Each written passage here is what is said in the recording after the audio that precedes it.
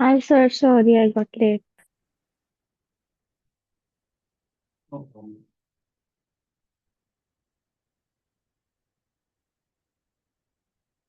No problem at all. So take a long breath in and breathe out. Take another long breath in and breathe out.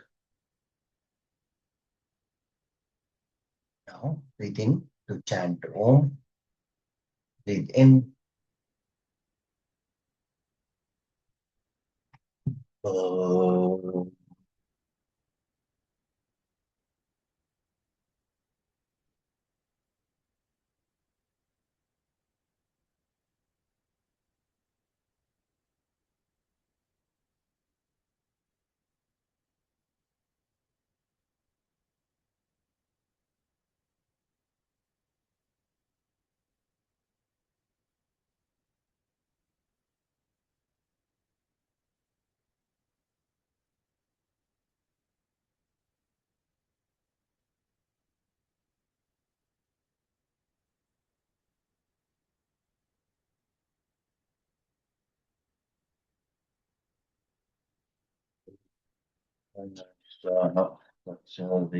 Varenyam Bhargo Devasya Dhimahi Dhiyo Yo Nah Prachodayat. Om Trayambakam Yajamahe Kundim Pushtivarthanam Urvarupamiva Bandhanat Mrityurmukhe Yamamritam Asuto Ma Tamaya Tamasoma Jyotirgamaya Mrityota Amritagamayam Hari Om Yogena Chittasya Padena Vacha Malam Surgasya Cha Vaidyakenam Yopaparotam Pravaram Patanjali Pranjali Ramados Gurur Brahma Gurur Vishnu Gurur Devo Maheshwara Guru Sakshat Param Brahma Tasmai Shri Guruve Namaha. Om Shri Gurubhyo Namaha.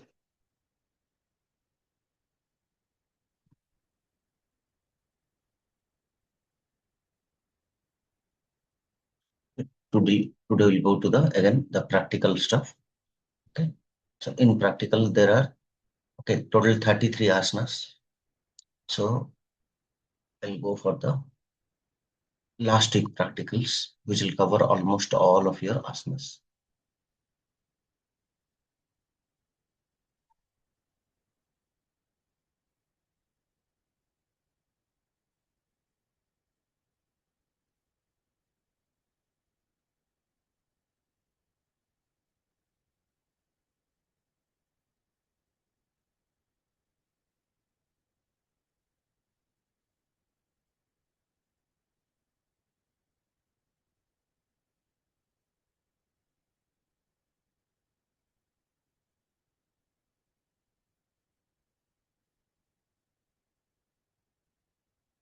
So in this, I think we have covered up to this one, right? Tadasana and all. Now I'll cover this all. Okay.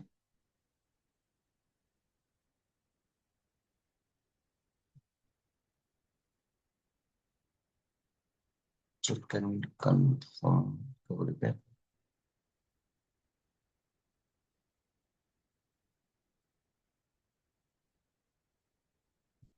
Stop it.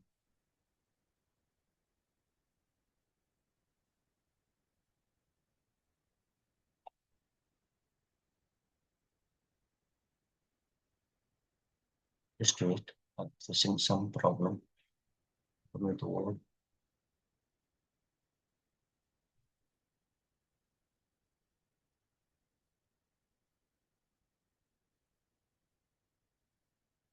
So we'll focus more on prone, supine, and relaxation asanas in this. Okay, ma'am. Parniji. So Okay, sir. I think these are not covered for you, or maybe it Ji, will sir. be a revision for you if I have discussed in any session. I cannot remember. So So One is, we have discussed like few asanas, but not all. yes, because it cannot be covered in one session. So it will be Okay. like for the official batch, it will be like every one session around 10, 11 asanas, so that in 3 things your whole syllabus will be covered. Okay. So today we'll discuss about Makarasana, Bhujangasana, Salbhasana, Dhanurasana, Pavan Muktasana, its variations, Uttana Padasana, Ardha Halasana, Setu Bandhasana, Sarala Matsyasana, and Savasana. So you can say more are prone and supine. Makarasana, Bhujangasana, Salvasana, Dhanurasana, these all are prone. In supine, Pavan Muktasana, Uttana Padasana, Ardha Halasana, Setu Bandhasana, Sarala Matsyasana, and Savasana. So this is covering almost the 1/3. So how many count-wise you can say? 1, 2, 3, 4, 5, 6, 7, 8, 9, 10. Yeah. So out of that 30 or 35 asanas, these are the last unit in that asanas practical. Okay.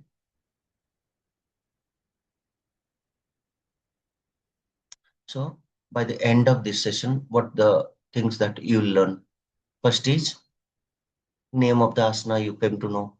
Then what are the indications, what are the contraindications, benefits you'll come to know. Little bit on counter position also.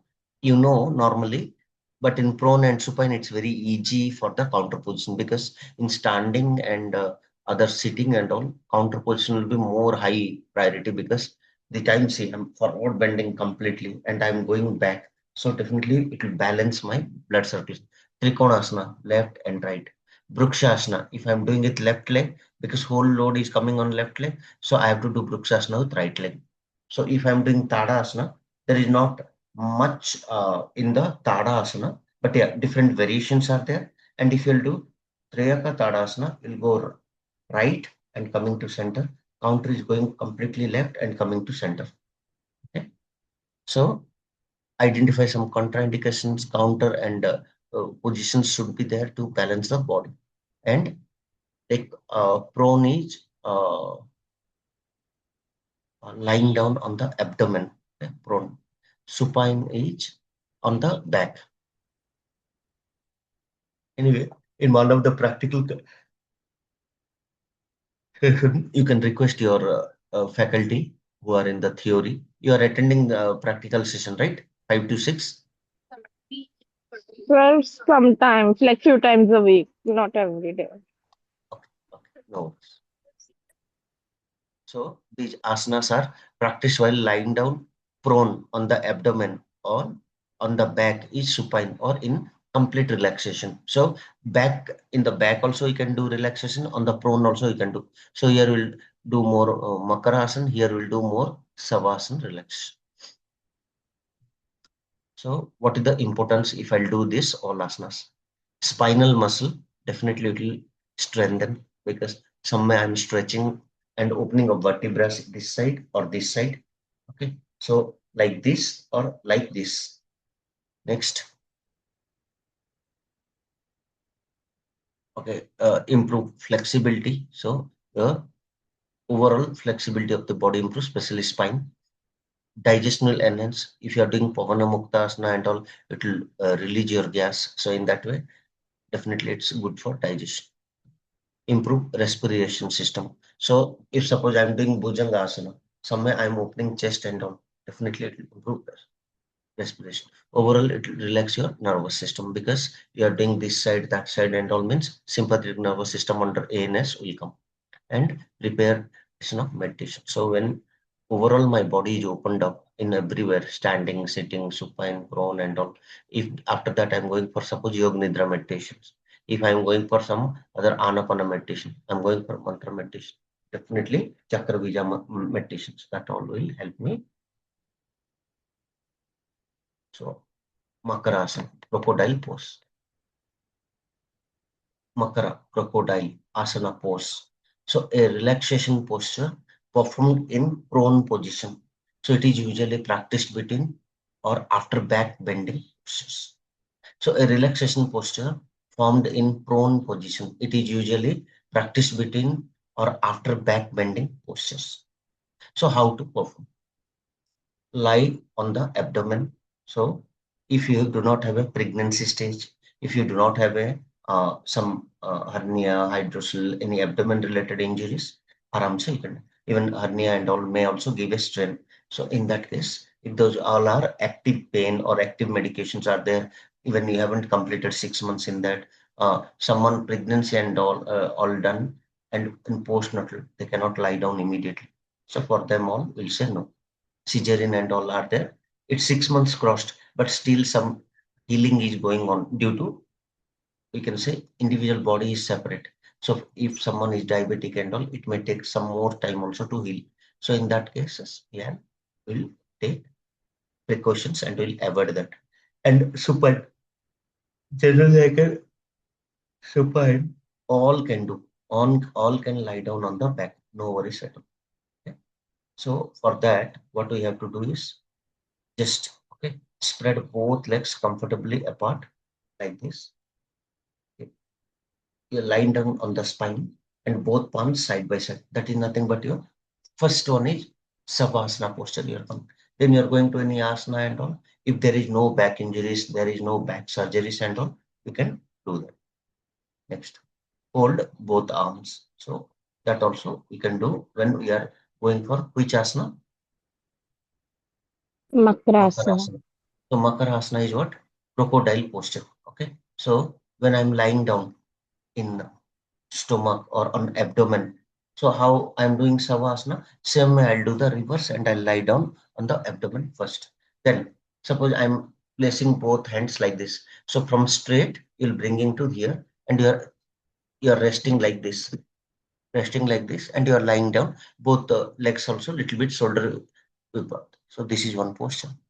Then suppose you want, no, I need little bit verification, little bit variation. So this one, third one, I can do like this and I can stay sometime. So that is one. Next is I'll put left hand little bit ahead, then one hand in the right side, my knee near to chest and baby posture sleeping. Same way I'll do like that. So this all, like it look like a crocodile movement like this. So that all I can do, and I can relax my body because this is all for relaxation actually. Makrasana is for relaxation. So lie down on the abdomen, spread both legs comfortably apart, shoulder apart. Okay, fold both arms. Suppose I have folded both arms, it's okay. So first you can put like straight, slowly you come to this posture. That's also okay. Rest forehead or chin on crossed arms. So here I'm putting like this, or I'm putting my head. Both will allow. Relax the entire body in this posture. Breathe slowly. When I'm going to the posture, I'll take normal long breath in and breathe out to relaxing myself. Benefits. Deep relaxation relieves lower back pain, reduce fatigue, improves, okay, uh, diaphragmatic breathing. Okay, diaphragmatic breathing is like, you can say, this diaphragmatic will be in the ribs end stage. There will be something, so that is helping in part of respiratory system, which will help. So in that way, आप जब पूरा पूरा छाती को नीचे लगा देते हो ना, ये रिब के पास जो डायफ्रामेटिक इसको डायाफ्राम बोलते हैं. So diaphragm will completely involve in the breathing, and वो अगर इंप्रूव हो रहा है, क्या होता है, सांस लेने के time when you're doing, diaphragm will expand, and अब जब सांस को छोड़ दोगे, it will squeeze. So diaphragm आपका breathing improve, वो एक रेस्पिरेटरी पार्ट है जो मैं आपको दिखाया था, if you can remember.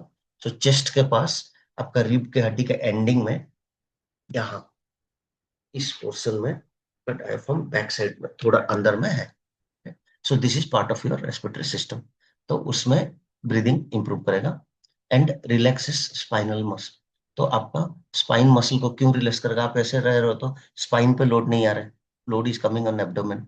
So definitely वो जिनका सेडेंटरी लाइफस्टाइल है, बैक में थोड़ा अनइजीनेस है, बहुत लंबा बैठ रहे हैं, बहुत लंबा बाइक ड्राइव कर रहे हैं, लैपटॉप बैग्स लाद दे रहे हैं बैक पीठ के ऊपर, so in that all you have to take care. Indications. Okay, back pain. Definitely they have to do this. Hypertension and all, work-related stress and all there, anxiety there, fatigue is there. Okay, they all can go for this. contraindication. So pregnancy, no. Severe abdominal injury or something recently, no. Counter position, Savasana. So we'll go for Savasana. Next, Bhujangasana, Cobra pose. So in Bhujanga or Cobra pose, a classical backward bending posture described in Hatha Yoga text. Okay. So a classical backward bending posture described in Hatha Yoga text. So how to perform? Lie prone, legs together. So this is Bhujangasana. So I'm keeping my legs a little bit closer. I'm lying down completely on the prone. Like already I'm in the continuation, so I no need to prepare again separately for this. But if you're doing first Bhujangasana, you have to follow this. Place palms beside the chest. So I'm keeping near the chest. Inhale and come up. So first you can do Ardha Bhujangasana from the Nabi because so many people have severe back pain or some type of uneasiness. So first initial some days ask them to practice Ardha Bhujangasana. If heavy pain is there, who have no pain, initial day only they can do Purna Bhujangasana and lift the chest. So automatically you have to look at the Agnya Chakra. Okay, keep elbows little bit bend and look up Agnya Chakra. So that you are doing. So shoulders relaxed, hold comfortably, little bit shoulders open. Okay, your elbows little bit down and Agnya Chakra will focus and you'll stay in the posture. And after going to the posture, if required, you can do breathe in, breathe out again. And when you are coming down, again exhale and come down. And in that, multiple variations are there. One is Ardha Bhujangasana, one is Purna. Like this, I can keep, or like this, I can keep, and I can come up and down, then side, then go a little bit deeper and do Purna Bhujangasana. And one is in this Purna Bhujangasana, I look back to the my ankle. So if I'm turning right, I look into the left. If I'm turning toward the right, automatically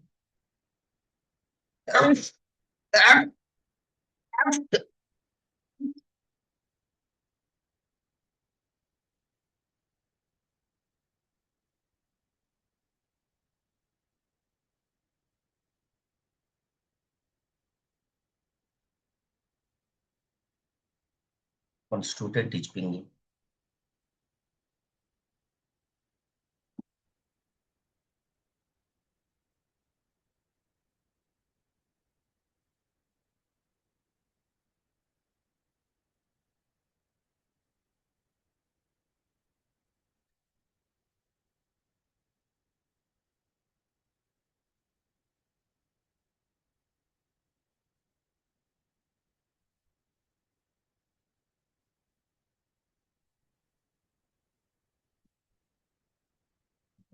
Might be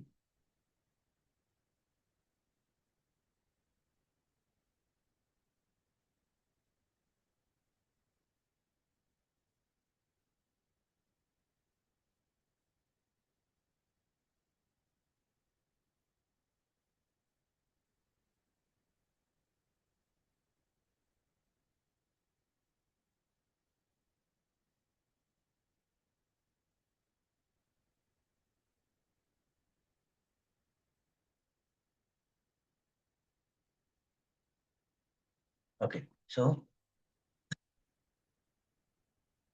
shoulders relaxed, hold comfortably. So you have to stay in the posture. You'll do some breathe in, breathe out, and again exhale and come down.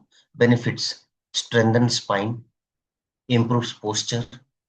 Okay, you have to expand the chest. So your in respiratory system wise, it's good. Stimulates digestive organs. So digestion wise, definitely it will stimulate and Manda Agni is a problem when you are doing this all, not only for back, for digestive system also it will be good. And mild depression and all, it will come out because your chest is opening means your respiratory health is improving. Then improves spinal flexibility. Overall spine flexibility will be there. Next, indications. Okay, asthma, poor posture, okay, mild back stiffness, constipation, that all definitely are indications. So if you have these concerns, you have to do. So asthma, when you are having some breathing issues, so that is your asthma, cold, cough, and asthma issues. Poor postures, when I'm not able to sit, otherwise I'm bending forward due to my vertebra is not open, or mild back stiffness due to long hours of sitting, or maybe due to my sedentary lifestyle, no movement and all. Next, constipation. So it will definitely help for the constipation issues also, because due to constipation issues, gas, bloating and all, digestion issues, I'll not get the proper motion. So it will improve that. Okay. So contraindications, who shouldn't do? One, pregnancy, hernia, that all, they cannot lie down first. For them, at least I'll say no. Severe sleep disc, suppose lumbar region, L1, L2, L3, L4, L5 are the vertebrae in the lumbar region, lower back. So in that, suppose L3, L4 disc clippage are there, L2, L3 are there.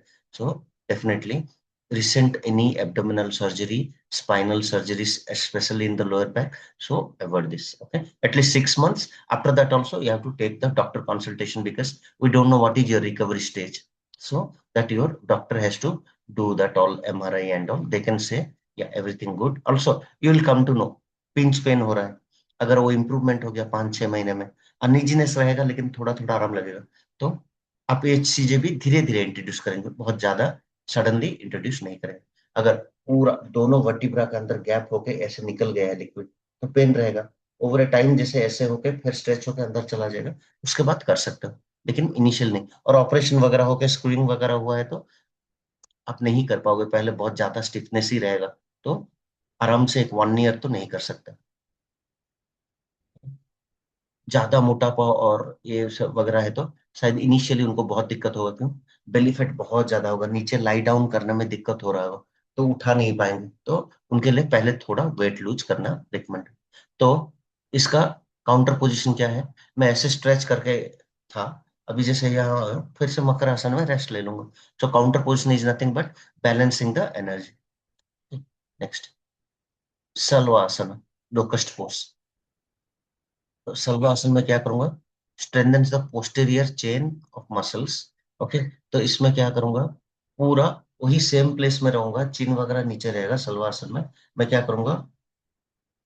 Prone posture में सो गया, arms beside thighs, तो Thai के पास, नहीं तो groin करके, groin reason बोल के बोलता है किसको? जांघे का जो इनर साइड को ग्रोइन बोलता है।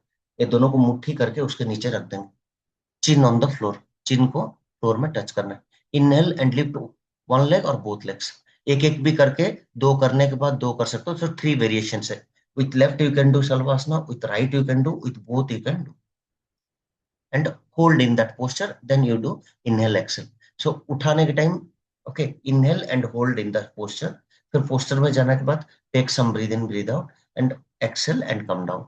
सो दोनों अगर करके रह रहे हैं, और पूरा सपोर्ट अपर, अगर आपका ग्रोइन से ऊपर है, क्योंकि चिन भी उठा दिया तो अलग होगा, चिन पूरा टच रहेगा और अपर बॉडी पूरा नीचे टच होके ही रहेगा, ओनली दोनों लेग्स को ऐसे ऊपर उठाएंगे। अब किए हैं कभी सलवासन? जी जी। Sir actually it's good for ovary and reproduction health as well, so मैं जब भी वर्क करती हूँ योगा तो I practice. Okay, good. So फिर दोनों लेग्स को नीचे लाने के time, when you are lowering them from this position, तो क्या करेंगे? धीरे से सांस को छोड़ के नीचे आ जाए। Benefits, strengthens lower back, lower back को स्ट्रेंथन करेगा, इम्प्रूव्स डाइजेशन, आपका खाना पचेगा। ओके, तो उसके साथ आपका ग्लूटल मसल्स वो सब जो आपका इन्वॉल्व है, तो वो सब आपका टोन होगा, अच्छा होगा आपके लिए। लेग्स का स्ट्रेंथ बढ़ेगा, क्यों? उसी के ऊपर आप स्ट्रेच दे रहे हो, एंड ओवरऑल पोस्चर इंप्रूव करेगा, क्यों? कहीं ना कहीं पेट वेट का ऊपर, जांग के ऊपर थोड़ा प्रेशर आके उठ जा रहा है, तो गुड। और अगर जिनको मेजर बैक इश्यूज वगैरह है, उठाने के लिए ऐसे दिक्कत करने से क्या होगा? स्पाइन का वही लोअर रीजन में थोड़ा स्ट्रेस आएगा, तो you have to take care that. Next, week back muscles, थोड़ा बैक मसल्स वीक है तो नहीं, ओके, वीक नहीं, वीक चलेगा, बहुत इंजुरी है और मतलब क्या बोलते हैं, स्क्रू वगैरह लगा है, ऑपरेशन हुआ है, तो 6 मंथ्स नहीं। लेकिन नॉर्मली अगर सेडेंटरी लाइफ से मुझे थोड़ा दर्द कर रहा है, अनइजीनेस है, वीक है, तो ये करूंगा तो ओवर ए टाइम वो बैक को स्ट्रेंथन करेगा, अच्छा करेगा, सेडेंटरी लाइफस्टाइल। और माइल्ड सियाटिका, साइटिका क्या है आपका? L3 L4 का पेन के बाद एक टांग में उतर जाता है वो पेन, लेफ्ट में जनरली ज्यादा उतरता है, तो वो अगर माइल्ड सिचुएशन में, बहुत ज्यादा नहीं, थोड़ा थोड़ा है, बाइक वगैरह ड्राइव करना, थोड़ा स्ट्रेचेस, एक तरफ वेट उठा लेना, वो करने से क्या होगा, वही बैक पेन फिर थोड़ा सा घिंच जाता है साइड में। तो उन सब से हमें अवॉइड करना है। कॉन्ट्राइंडिकेशन, प्रेगनेंसी हर्निया तो मैंडेटरी, उसके साथ मेजर बैक पेन है तो वो नहीं कर सकते। काउंटर पोजीशन मकरासना क्या है, मैं ऐसे उठा कर रखा हूं, तो मेरा दोनों लेग्स ऐसे उठा है, ग्रोइन का ऊपर लोड में हूं, जब ग्रोइन से दोनों मुट्ठी निकाल के ऐसे लाई डाउन कर लूंगा मकरासना, आई एम रिलैक्स्ड। तो ये सब में आपका बहुत इजी टेक्निक है। प्रेगनेंसी सीधा मना कर देंगे। एब्डोमिनल इंजरी ऑपरेशन कुछ 6 महीना है, नहीं कर सकते हैं। कुछ बैक पेन्स वगैरह मेजर है, माइल्ड वगैरह चलेगा, वो गुड है। लेकिन अगर ऑलरेडी एक मेडिकल स्टेज में आ गया है, मेडिकेशंस में है, सर्जरी में है, देन विल एवर, तो धनुरासन के लिए भी ऑलमोस्ट वही लागू होगा। लेकिन हाँ, थोड़ा कंधे और थोड़ा एंकल का चीजें भी यहाँ इन्वॉल्व होगा, नी का। ओके, धनु मतलब वो, धनुरासना, तो वो लाइक पोस्चर। सो शरीर को कैसे कर रहा हूँ, ये अगर मेरा पेट है, मैं पूरा बॉडी को ऐसे कर दे रहा हूँ। Okay? धनुरासन कभी किए हैं? Have you done? जी सर। पर वो कभी कभी जब बॉडी स्टिफ होती है ना तब बहुत मुश्किल लगता है, बट अब हो जाता है। लेकिन थोड़ा खाली पेट, थोड़ा अगर मूवमेंट करेंगे और ट्रंक मूवमेंट पूरा जी। करके करेंगे, ओवर टाइम हो जाएगा। ओके, शलवासन जी। और भुजंगासन का अपर पर्सन और नीचे का पर्सन उठा, ये थोड़ा दोनों का होगा। तो इनिशियली में भी पूरा हम्म। पूरा ऐसे नहीं होगा, लेकिन इतना तक तो हो जी। सकता है वो पोस्चर। तो वो धीरे धीरे जी। हो जाएगा, कुछ नहीं। दोनों पैरों को फोल्ड कर देंगे, तो दोनों आपका हील्स जो है बटक के पास आएगा, दोनों हाथों को ऐसे पीछे लेंगे, ऐसे पीछे लेके मैं एंकल को पकड़ूंगा। तो एंकल का जैसे पकड़ लिया, तब क्या छाती भी खुल जाएगा, जैसे भुजंगासन है और जैसे शलवासन है, दोनों को मिला के ही ये हो जाएगा। तो पूरा लोड पेट में आएगा। तो any abdomen related issues you can not do. Back issues है तो इसमें क्या है, माइल्ड है तो अच्छा है, क्योंकि ये खुलेगा। लेकिन अगर मेजर ऑलरेडी मेडिकल कंडीशन है, नहीं। So one of the most effective spinal extension postures, so lie prone, bend knees, hold ankles. Okay, right वाला राइट में पकड़ेंगे, लेफ्ट वाला लेफ्ट में पकड़ेंगे, एंड चेस्ट को और थाइस को अप कर देंगे, only balance on the abdomen. Naukasana, okay, boat posture का तरह ऑलमोस्ट वही है। नहीं, नौकासन इसका उल्टा है पूरा। नौकासन पूरा मैं दोनों पैरों को, हाथों को उठा के एक लाइन पे रह रहा हूँ ऐसे। तो ऐसा है मेरा बॉडी का शेप यहाँ, तो उसका जैसे पूरा। Boat pose. हाँ, बोट पोस्ट जो है उसको नौकासन बोलते हैं, नौकासन में। नौकासन। हाँ, मैं ऐसे रहूंगा। लेकिन धनुरासन जी। में क्या है, मैं इसका उल्टा होके पूरा ऐसे अप कर रहा हूँ, मतलब ये पेट है, हम्म। और ये पेट है, और पूरा बॉडी ऐसे होके मेरा दोनों हाथ यहाँ आके दोनों टांग को पकड़ा। So improves spinal flexibility, chest open करता है तो रेस्पिरेटरी हेल्थ के लिए अच्छा है। स्टिमुलेट्स डाइजेस्टिव ऑर्गन्स, जो मैं बाकी चीज में बोल रहा था almost same. Strengthens back muscles, अगर माइल्ड इश्यूज वगैरह है ये करते रहेंगे तो आपका बैक के लिए अच्छा है, क्योंकि वर्टिब्रा अगर इधर भी मुड़ा और उसका उल्टा भी मुड़ा, तो ऑटोमेटिक आपका क्या, अच्छा है, स्पाइन हेल्थ के लिए good. And sign, spine health के हिसाब से आपका बायोलॉजिकल एज भी कंसिडर होता है कि रीढ़ की हड्डी जितनी लचीलापन है, हमारा उम्र उतना है। तो उसमें अगर जितना फ्लेक्सिबिलिटी है, we are that much. Obesity, मोटापा होने के टाइम ये सब दिक्कत करेगा, बड़ा बड़ा पेट है तो नहीं कर पाएंगे।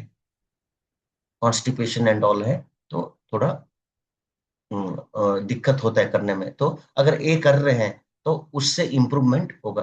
तो अगर आपको इन सब चीजों का वर्कआउट करना है, ओबेसिटी को थोड़ा कम करना है, स्लगिश डाइजेशन जिसको बोलते हैं मंदाग्नि, वो सब है, ये सब धीरे धीरे धीरे धीरे इंप्लीमेंट करेंगे। लेकिन बहुत ज्यादा पेट है तो नहीं होगा। ओवरऑल थोड़ा मोटा है, बॉडी फ्लेक्सिबल है, कुछ अलग अलग आसन कर रहे हैं, ये कर लेंगे। लेकिन ओवर ओबेसिटी है तो पहले थोड़ा वेट घटा के करेंगे, क्योंकि बेली फैट अगर बहुत ज्यादा है, पूरा लोड उसी पे आ जाएगा। तो केयरफुली करेंगे, बैक को इंजूर नहीं करते हुए करेंगे। किस लोग, कौन से लोगों को नहीं करना चाहिए, तो ऑलमोस्ट सेम कॉपी पेस्ट। थोड़ा hyper tension and all there highlighting, क्योंकि उससे क्या है, बीपी का कोई फ्लक्चुएशन ना हो, क्योंकि हाई बीपी है और कुछ करेंगे और बढ़ जाएगा, नहीं तो लो बीपी है और कम हो जाएगा, तो उस केस में नहीं। लेकिन यहाँ हाई बीपी को ही एक कॉन्ट्राइंडिकेशन माना गया। Pregnancy, hernia, severe back pain, appendicitis, abdomen related कोई भी सर्जरी हो, ओके, वो सबके लिए मना है। मेनली देखिए, पेट को नीचे टच करना है और लोड उसी पे डाल रहा हूँ, उस पर जब लोड डाल रहा हूँ उसमें कोई इश्यू नहीं होना चाहिए। काउंटर पोजिशन मकरासन, मैं ऐसे घींचा टानी किया, फिर ऐसे लाई डाउन करके रह गया ऐसे, तो ऐसे नहीं तो ऐसे, ऑटोमेटिक आई गेट रिलैक्स, क्योंकि counter position and all are to balance your energy. Next Pawanmuktasana. Pawanmuktasana थोड़ा डिफरेंट है, क्या है, मेरा 3 वेरिएशंस है। एक है राइट नी को लाऊंगा और टच करके कंधे को उठा के नाक को या फोरहेड को टच करूंगा, दूसरा लेफ्ट को करके टच करूंगा, उसके बाद दोनों को लाके टच करूंगा। सो इसको विंड रिलीज पोस्ट बोलते हैं। गैस्ट्रिक इश्यू, कुछ गैस इश्यू है उसको खत्म करेगा, कॉन्स्टिपेशन इश्यू को थोड़ा आराम देगा, आपका डाइजेशन स्लगिश है तो उसको इंप्रूव करेगा। तो different variation, right right left leg एक एक बार लाएंगे, बोथ लेग्स एक बार लेंगे, रॉकिंग पवन मुक्तासना, ऐसे पकड़ के मैं आगे और पीछे डंबल का तरह उस पोजीशन में करूंगा, और लेफ्ट राइट में भी कर सकता हूँ। तो ऐसे ऐसे भी कर सकता हूँ और आगे पीछे भी ऐसे झूला झूल सकता हूँ। उससे क्या होगा, बैक का सही मसाज हो जाएगा। So how to perform, lie on supine, bend knees, okay, दोनों नीस को भी बेंड कर सकते हैं, एक के बाद एक भी कर सकते हैं। Hug the knees to the chest, ऐसे दबा के दोनों घुटनों को पास लाएंगे, ओके, पूरा आपका लेग फोल्डेड रहेगा। एंड उसके बाद आप क्या करोगे, हेड लिफ्ट करोगे, चेस्ट लिफ्ट करोगे और फोरहेड को थोड़ा टच करके उस पोस्टर में होल्ड करोगे। Repeat with other leg, so right के बाद लेफ्ट एंड दोनों हो जाने के बाद पूरा, लेफ्ट राइट दोनों हो जाने के बाद आपका थोड़ा इजी हो जाएगा, फिर पूरा जोड़ेंगे। तो इनमें से क्या क्या होगा, इंटेस्टाइनल गैस वगैरह उसको रिमूव कर देगा, कॉन्स्टिपेशन इश्यू है उससे आपको इंप्रूवमेंट करेगा, आपका एब्डोमिनल का एक अच्छा मसाज हो जाता है। अगर आप रॉकिंग वाला एडवांस वाला कर रहे हो, लेफ्ट राइट इधर आगे पीछे कर रहे हो, आपका स्पाइन को एक अच्छा मसाज देता है। स्ट्रेंथन्स एब्डोमेन, आपका एब्डोमेन को स्ट्रेंथ करता है। Reduces lower back stiffness, okay, कहीं ना कहीं लोअर बैक वगैरह ऐसे फोल्ड हो गया मतलब डेफिनेटली आप उसका स्टिफनेस को कम करें। तो अगर हर्निया, पेट का कुछ ऑपरेशन हुआ है, कुछ अलग चीजें हैं, जैसे कि अपेंडिक्साइटिस हो गया है, कुछ हो गया 5-6 महीना, ये करने में दिक्कत होगा। प्रेगनेंसी वाले हैं, आप डायरेक्टली समझ सकते हो, बेबी है तो कैसे वो लोग इतना जोड़ के पूरा टच करेंगे, नहीं होगा। और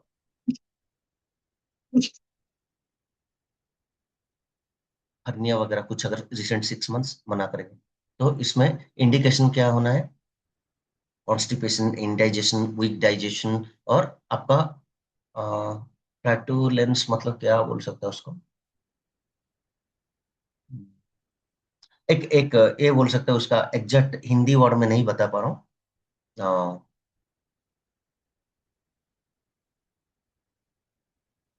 मतलब एक एक सेम टाइप का बॉडी रहता है ना, मतलब एक है पूरा विथ प्रॉपर डिजाइन और एक है ओवर, तो अगर बहुत फ्लैट एंड ऑल है, उसको थोड़ा मोड़ने के लिए ऐसे करेंगे तो क्या होगा, अंदर जाएगा एब्डोमेन, अगर अंदर जाके चेस्ट बाहर आ रहा है, so that is a good yogic posture.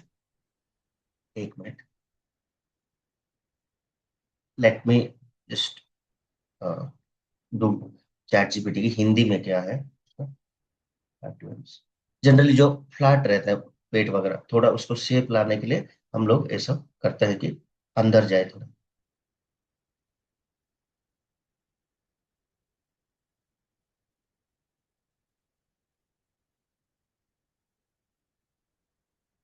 Okay, यहाँ ये बोल रहा है वायु का त्याग, पाद निकलना, पेट का गैस, ओके। सो वो भी हो सकता है एक, बट जनरली मैं जितना मतलब उसमें सोच रहा था, वो गैस वगैरह निकलने का ऐसा कुछ प्रॉब्लम है, वो सब तो तीनों में कवर हो जाते हैं, कॉन्स्टिपेशन, इंडाइजेशन, गैस फॉर्म होना, वो सब भी होता है। लेकिन यहाँ फ्लैटुलेंस को लोग बोल रहे हैं पाद, तो वो सब भी कुछ आ रहा है, तो ये वाला करेंगे तो ऑटोमेटिक क्लियर हो जाएगा बोल के बोल रहे हैं। लेकिन मैं एक चीज बोल रहा था जी, जिसमें क्या है, आपका बहुत पेट नहीं निकला है लेकिन अंदर भी नहीं है, तो वो गैस के लिए हो सकता है, डाइजेशन के लिए हो सकता है, नॉर्मल क्या बोलते हैं, खाना ज्यादा हजम नहीं रहा, अनइजीनेस है, तो एक थोड़ा पेट ऐसे फूल के रह जाता है, ऐसे हल्का, तो उन सब में ये सब करेंगे तो अच्छा होगा। यस, विंड रिलीज पार्ट वगैरह सब निकल गया मतलब भी आपका आराम लगेगा।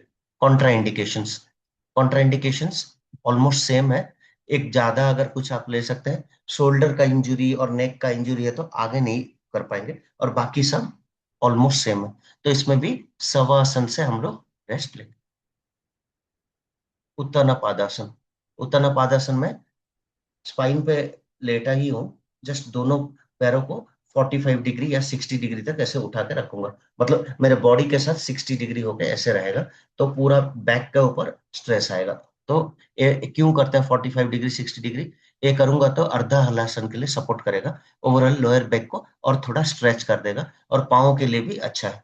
ओके, तो 45 टू 60 डिग्री उठा देंगे, नी स्ट्रेट, और ओनली ओनली आपका अपर बॉडी पूरा मैट पे होगा, लोअर बॉडी से उठेगा। तो कहाँ से? कमर से थोड़ा ऊपर उठा के रखेंगे इसको। तो बटक से ideally you can say buttocks तक टच रहेगा, बटक से थोड़ा यहाँ यहाँ अगर बटक है इस जगह से ऐसे स्ट्रेच करेंगे रिस्ट। और अगर बैक को भी थोड़ा उठा के अगर जैसे होल्ड करते हैं ऐसे दीवार पे एंड उसको विपरीत करनी बोलते हैं। तो अर्धा हलासन पूरा 90 डिग्री, मतलब स्पाइन बैक पूरा टच होके पैर उठेगा, और विपरीत करने में थोड़ा ऐसे ऊपर उठेगा, यहाँ पिलो वगैरह लगाता है, तो उससे भी आपका बहुत आराम देता है। तो strengthens abdominal muscle, improves digestion, tones legs, reduces abdominal fat. तो आपका अगर ऐसे कर रहे हैं, ऐसे पैर उठा रहे हैं, नहीं तो ऐसे ऐसे मूवमेंट भी कर रहे हैं, तो क्या होगा? पूरा बेली फैट का ऊपर आपका करेगा, लेग्स को टोन करेगा। ओके, ओवरऑल आपका डाइजेशन को इंप्रूव करेगा। Then indications, obesity, weak abdominal muscles, बहुत मोटापा है या एब्डोमिनल मसल्स का इश्यूज है, तो वीक एब्डोमिनल मसल है तो आप कर सकते हो इसे। ओके, ओवरऑल धीरे धीरे पेट को घटाने में ये हेल्प करे। कॉन्ट्रा इंडिकेशंस, किनको नहीं करना चाहिए? हर्निया वगैरह है, स्ट्रेस आएगा उस नर्व में, नहीं करना है। प्रेगनेंसी है, नहीं करेंगे। स्लिप डिस्क का इश्यूज है, मीन्स लोअर लुम्बर रीजन में इश्यूज है, तो पैर उठाएंगे तो वहां दर्द करेगा, तो उसको अवॉइड करो। शवासन, सिंपल, हाथ पैर पूरा नीचे फ्लैट होकर रह जाएगा तो रिलैक्स हो। नेक्स्ट अर्ध हलासन, हाफ प्लव पोज। तो क्या करूंगा? पूरा ऐसे रेज करके रख दूंगा, उससे क्या होगा? आपका 90 डिग्री तक अगर रह गया तो वो भी आपका क्या होगा? लेग्स के लिए भी अच्छा है, स्पाइन के लिए भी अच्छा है, थोड़ा एब्डोमिनल मसल के लिए भी अच्छा है। तो ब्लड सर्कुलेशन एंड प्राणा फ्लो इंप्रूव करेगा। Okay, strengthens abdominal muscles, improves digestion, enhance flexibility.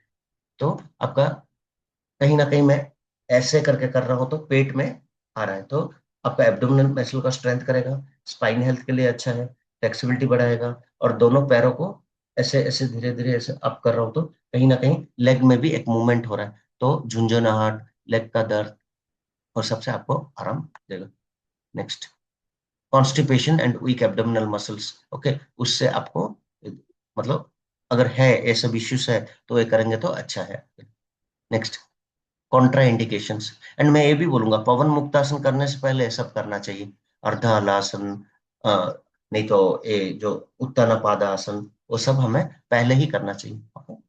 Next, hypertension है, हर्निया है, प्रेगनेंसी, सीवियर बैक पेन, वो ऑलमोस्ट सेम चीजें रिपीट कर दे रहा है, वही चीजें आपको फॉलो करना है। क्यों मैं ऐसे करूंगा? प्रेगनेंसी में नहीं होगा, अगर मुझे हर्निया वगैरह है कहीं ना कहीं इस जगह में स्ट्रेस आएगा, तो वो नहीं करूंगा। सीवियर बैक पेन वगैरह है, मैं ऐसे पैर उठाते ही बैक पे लोड आ जाएगा, तो हल्का दर्द जो सेडेंटरी इश्यूज में चलेगा, लेकिन मेजर इश्यूज है तो इस करेंगे तो पूरा आपका वर्टिब्रस के ऊपर स्ट्रेस आएगा।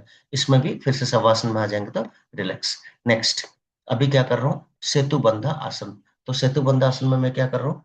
अगर स्पाइन ऐसा है, उसको धीरे से कमर से उठा के ऐसे कर दे रहा हूँ, तो वो आपका कहीं ना कहीं बैक के लिए, कंधों के लिए बेस्ट, और यहाँ थायराइड ग्लैंड में भी आपके लिए बेनिफिट देगा।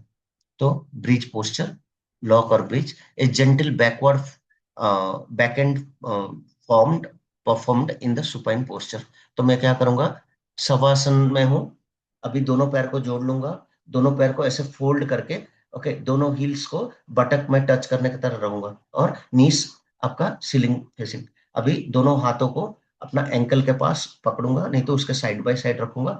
अभी मेरा कमर जो बेल्ट पोर्शन है उसको धीरे से उठा दूंगा, तो दैट इज सेतुबंधन आसना में भी मल्टीपल वेरिएशन है।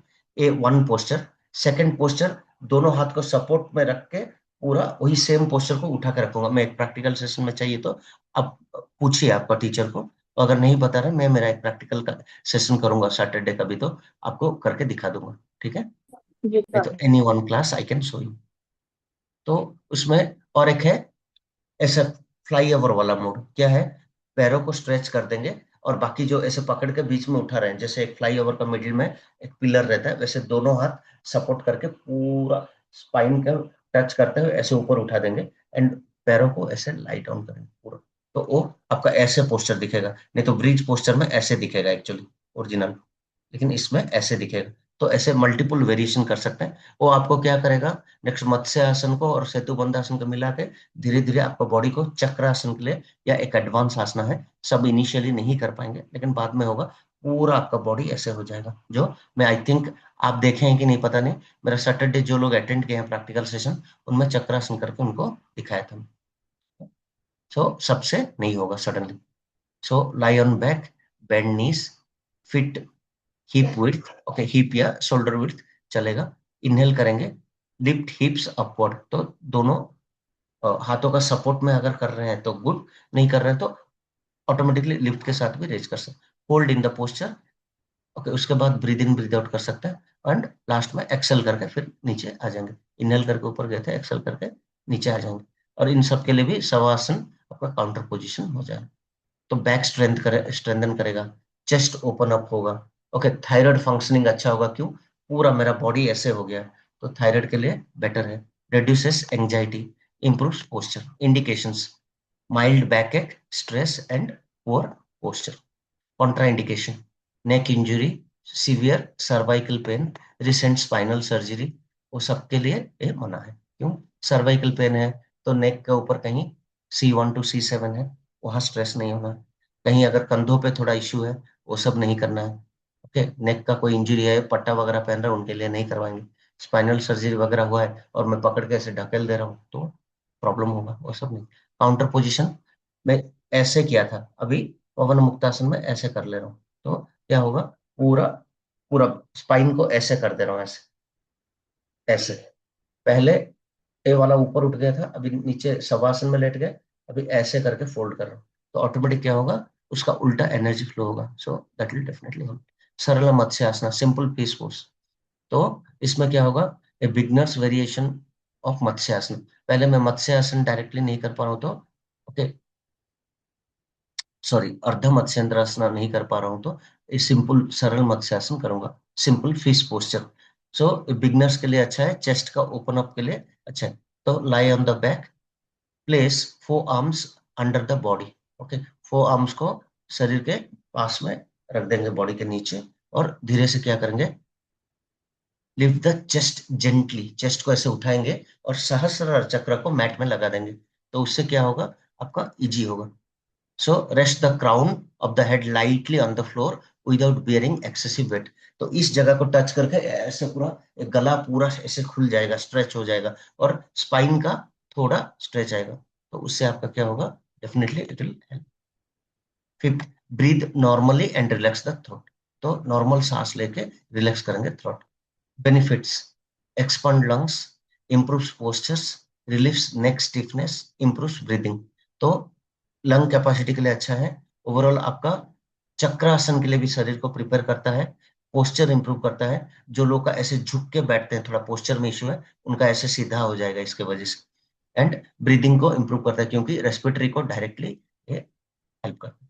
इंडिकेशंस, रेस्पिरेटरी वीकनेस नहीं, थोड़ा स्टिफनेस, राउंडिंग ऑफ शोल्डर्स वगैरह है, नहीं खुल रहा है, उनके लिए ये बेटर है।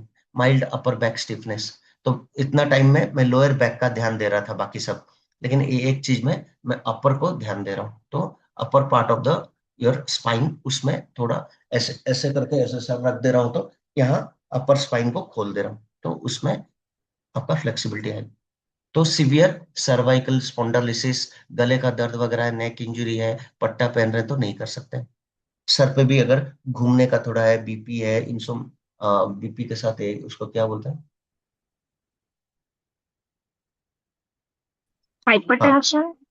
नहीं नहीं, हाइपोटेंशन बीपी तो है, हीमोग्लोबिन का शॉर्टेज है। अगर ऐसे घुमा कर रखते Okay. रहो, सर भारी लगेगा, तो वो सबके लिए नहीं कर सकते। रिसेंट कोई भी नेक रिलेटेड सर्जरी हुआ है नहीं। और उसका आराम पोजीशन कौन सा है, गर्दन को सीधा करके लाई डाउन करने तक तो फिर से आत्मा आ जाएगा, क्योंकि ऐसे उल्टा करके रख दिया तो थोड़ा अनइजीनेस लगता है। तो थोड़ा देर बाद उसको शवासन में आ जाए। और शवासन के लिए और कोई काउंटर पोजीशन नहीं, you have to lie on flat on the back, legs comfortable apart. और ये ना फाइनल एंड रिलैक्सेशन पोस्चर है तो सबके लिए applicable, this is applicable for all. तो इसमें और बिगर कुछ रेस्ट्रिक्शन नहीं है। तो इससे क्या होगा, कोई स्ट्रेस एंजाइटी योगा किए हैं थक गए हैं तो बॉडी को रिलैक्सेशन करना, फैटिक हाइपरटेंशन कुछ भी है वो सब, तो जनरली कोई नीचे नहीं लेट पा रहा है एंड ऑल, बहुत दिक्कत हो रहा है, उसी केस में उनके लिए है। प्रेगनेंसी वगैरह एक स्पेशल केस है, प्रीनोटल नोटल में होता है, तो वो आप हर आसनस में लिख सकते हो, हर आसन का कॉन्ट्राइंडिकेशन में ये कर सकते हो। ज्यादा बैक पेन डिफिकल्टी नीचे लेटने में, उन सबको मना है। नहीं तो शवासन आप बेड पे भी लेट के कर सकते हो। Counter position not required, A final relaxation posture है तो आपको ज्यादा दिक्कत नहीं करेगा। एनी डाउट मैम इसी में आपको? No sir. कुछ नहीं ना? हम लोग एक प्रैक्टिकल सेशन में सब कर लेंगे तो और क्लैरिटी हो जाएगा। तो पहले आपका जी प्रैक्टिकल जी। टीचर को पूछिए कि ये सब करवा दीजिए, मेरा सिलेबस में है, knowledge wise you got from this session. जी सर। और लॉजिकली सोचेंगे तो ये बहुत इजी है, पहले लगता है इतने चीज याद रखूंगा क्यों। 33 आसनस का कुछ 4-5 लॉजिक अगर ऐड कर लेंगे, सब आसन कवर हो जाएगा उसमें मेजर, और कुछ कुछ एक्स्ट्रा पॉइंट्स है स्पेसिफिक चीजों में ऐड हो। सर्वे भवन्तु सुखिनः, सर्वे सन्तु निरामया, सर्वे भद्राणि पश्यन्तु, मा कश्चित् दुःखभाग् भवेत्। ॐ शान्तिः, असतो मा सद्गमय, तमसो मा ज्योतिर्गमय, मृत्योर्मा अमृतगमयम्। हरि ओम। चलिए फिर से मिलते हैं शाम को। Thank you sir.